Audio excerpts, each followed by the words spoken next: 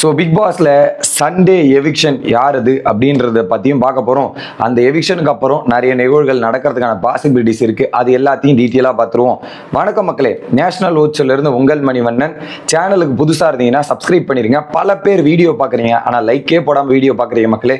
Like போட்டு video பார்த்தா ரொம்ப ரொம்ப யூஸ்ஃபுல்லாக இருக்கும். கண்டென்ட்டுக்குள்ளே போயிடலாம் அப்படின்றது. ஸோ எக்ஸாக்ட்லி ஒரு பக்கம் மஞ்சுரியை தான் எடுத்துகிட்டு போய் எவிக் பண்ண போகிறாங்க. ஓட்டிங்லேயுமே அவங்க தான் லீஸ்ட்டில் இருந்தாங்க. ஒரு பக்கம் அன்அஃபிஷியலையும் சரி அஃபிஷியலையுமே சரி மஞ்சுரி தான் லாஸ்ட் பிளேஸில் இருந்தாங்க. எந்த விதமான மாற்றமும் நிகழலை. ஏன்னா முதல் நாள் அந்த நாமினேஷன் வந்த திங்கட்கிழமையிலேருந்து கடைசி வெள்ளிக்கிழமை வரையும் மற்ற எல்லா பிளேஸுமே சஃபிள் ஆச்சு. ஆனால் மஞ்சுரி இருந்த பிளேஸ் மட்டும் எந்த வித மாற்றமே இல்லாமல் அப்படியே நிகழ்ந்துட்டு இருந்தது. அது ஒரு பக்கம். ஸோ மஞ்சுரியோட எவிக்ஷன் நிறைய பேருக்கு வருத்தத்தை அளிக்கிற மாதிரி இருக்கும். ஏன்னா மஞ்சுரிக்கு டவுட் இருக்கும், மேபி வாய்ப்பு இருக்குன்ற மாதிரி நினைச்சிருப்பாங்க. பட் அந்த எவிக்ஷன் வரும்போது குறிப்பா ஒரு சிலரோட ரியாக்ஷன் பார்க்கும்போது ரொம்பவே வருத்தமா இருக்கு. போதுங்க, ஜாக்லின் கண்கலங்கிற தருணத்தையும் நம்ம நாளை பார்க்க போறோம் அப்படின்றத நான் பார்க்கறேன். இன்னைக்கு பார்க்க போறோம் அப்படின்றத நான் பார்க்கறேன். ஏன்னா மஞ்சுரி ரொம்ப க்ளோஸா இருந்தாங்க. ஜாக்லின் வர்சஸ் மஞ்சுரி வந்து ஒரு 3 வீக்ஸ் வந்து ஒரு நல்ல பாண்டிங் இருந்தது. ஸோ மஞ்சுரி லோவா இருக்கும்போது ஜாக்லின் போய் நின்று இருக்காங்க. ஜாக்லின் லோவா இருக்கும்போது மஞ்சுரி வந்து நின்று இருக்காங்கன்ற மாதிரி நிறைய நிகழ்வுகள் நடந்திருக்கு. அதில் நிறைய சம்பவங்களும் பண்ணியிருக்காங்க, சில விஷயங்கள் தப்பாவும் போயிருக்கு, அதில் மாற்றுக்கிறதுல. பட் ஒரு நல்ல பாண்டிங் இருந்திருக்கு அப்படின்றது நம்ம ஃப்ரைடே எபிசோட்லேயே நம்ம பார்த்துருந்தோம். ஓகே, அந்த ஃப்ரைடே எபிசோட்ல வந்து பார்த்தீங்கன்னா ஏதோ மஞ்சுரி ஒரு வார்த்தை ஜாக்லின் சொன்ன உடனே ஜாக்லின் ஒரு பக்கம் எமோஷனல் ஆகிட்டு இருப்பாங்க, அவங்க வந்து அழுதுட்டு இருப்பாங்க. அதுக்கப்புறம் பார்த்தீங்கன்னா அதை சமாதானப்படுத்தி நான் அவங்ககிட்ட அப்படி பேசியிருக்கூடாது, நான் இந்த மாதிரி பேசினது தப்பு தான், நான் ஆஷா சொல்லியிருக்க கூடாதுன்னு இவங்க போய் கன்சோல் பண்ணுறது, அந்த அந்த அந்த சீன்ஸ் எல்லாமே நல்லா இருந்துச்சு. ஓகே, அது இவங்களுக்காக இவங்க நிற்கிறதும் அவங்களுக்காக நிற்கிற செக்மெண்ட்டுமே அது ஒரு ஃப்ரெண்ட்ஷிப் அழகாக எடுத்து காட்டின விதம். கண்டிப்பாக மஞ்சுரி எவிக்ஷன்ன்றது ஜாக்லினால் அக்செப்ட் பண்ணி ஏற்றுக்க முடியாது. மனதளவில் உடஞ்சிருவாங்க அப்படின்றது தெரியுது. ஏன்னா சாட்டர்டே எபிசோட்லேயே விஜய் சேதுபதி ஒரு கேள்வி கேட்டார் இல்லையா, என்ன கேட்டிருந்தாரு, யார் எவிக்ட் ஆகக்கூடாது அப்படின்னும் போது மஞ்சுரியும் அவங்க பேரை சொன்னாங்க. யார் இன்னொரு பக்கம் வந்து ஜாக்லினும் மஞ்சுரியோட பேர் சொன்னாங்க, முத்துக்குமரனும் மஞ்சுரியோட பேர் சொன்னாங்க. ஸோ கண்டிப்பாக முத்துக்குமரன் ஆஃப்டர் சாச்சனா அப்போ பிரேக் ஆன முத்துக்குமரன் இந்த வாட்டி மஞ்சுரிக்கு பிரேக் டவுன் ஆவாருன்னு நான் நினைக்கிறேன்.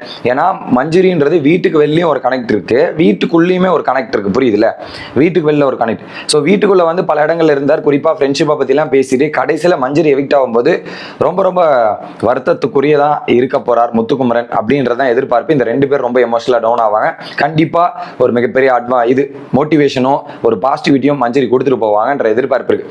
மற்றபடி மஞ்சுரி இந்த கேம்ல என்ன பண்ணியிருக்காங்க அப்படின்னு கேட்டீங்கன்னா, எனக்கு தெரிஞ்சு டில் டே அவங்க வைல்ட் கார்டாக வந்த நாள்ல இருந்து இந்த நாள் வரையுமே சோர்ந்து போனதாகவே இல்லைன்னு நான் பார்க்குறேன்.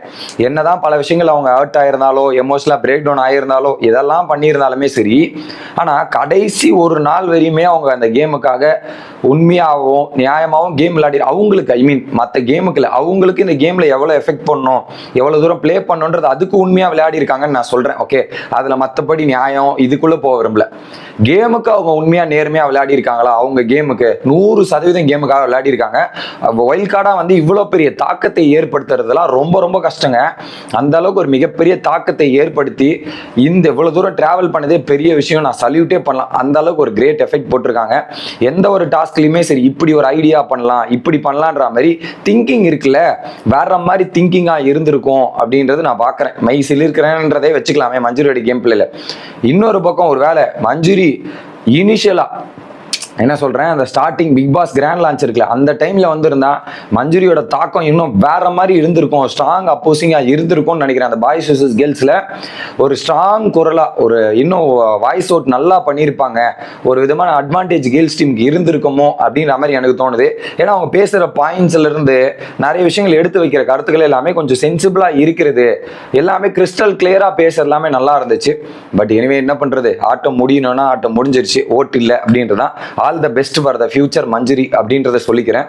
அடுத்தது, ஸோ அஃபிஷியல் ஓட்டிங் பல பேர் கேட்டிருந்தீங்க. நம்ம எப்பவுமே வந்து ஞாயிற்றுக்கிழமை காலில் தான் நமக்கு கொடுப்போம், நமக்கு சோர்ஸ் சொல்றதை நம்ம அப்படியே கன்வே பண்ணிடுவோம். ஓகே, அந்த கேட்டகரியில் முதல் இடத்தில் யாருன்னா தீபக் அவர்கள் தான் முதல் இடத்தில் இருக்கிறார்கள் அப்படின்ற தகவல். 2வது இடத்துல யாரு அப்படின்றது பார்த்தீங்கன்னா பவித்ரா. எதிரே பார்க்கல, பவித்ராலாம் 2வது இடம்ட்டு ஒரு பக்கம் சௌந்தர்யாவோட ஃபேன்ஸ் எல்லாம் பயங்கரமாக ஓட்டு போட்டு பவித்ராக்கு சப்போர்ட் பண்ணி எடுத்துட்டு போய் 2வது இடத்துல உட்கார வச்சிருக்காங்கன்னு நினைக்கிறேன். 3வது இடத்துல யாரு அப்படின்றது பார்த்தீங்கன்னா ரயன். எங்க இருந்தனா இங்க வந்துட்டேன் அப்படின்ற மாதிரி அவர் கேம் பிளேல பல விஷயங்கள் வந்து பல பேருக்கு பிடிச்சிருக்கு போல இந்த வாரம். அதனால ரயன் அப்படியே 3வது இடத்துல வந்து உட்கார்ந்துட்டு இருக்காரு.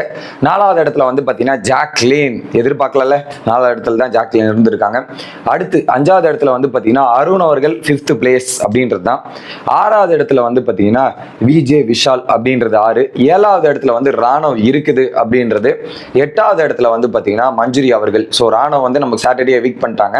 இன்னொரு பக்கம் மஞ்சுரி இன்னைக்கு எவிக்ட் ஆக போறாங்க அப்படின்றதான் தகவல்.